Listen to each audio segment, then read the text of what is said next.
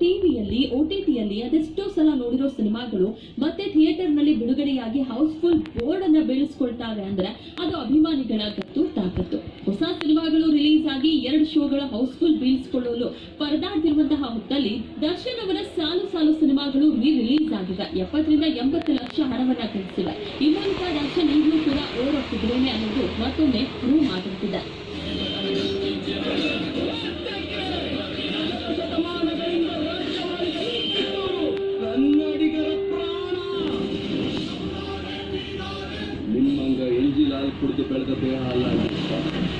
ದರ್ಶನ್ ಸ್ಯಾಂಡಲ್ವುಡ್ನ box office Sultan.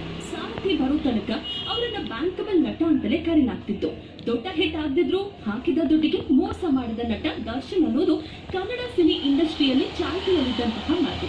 ಆದ್ರೆ ಸಾರಥಿ ನಂತರ ದರ್ಶನ್ ಸ್ಟಾರ್ ಗಿರಿಯೇ ಬದಲಾಗಿ ಹೋಯ್ತು. ಸಾರಥಿಯ ಬ್ಲಾಕ್ ಬಸ್ಟರ್ ಹಿಟ್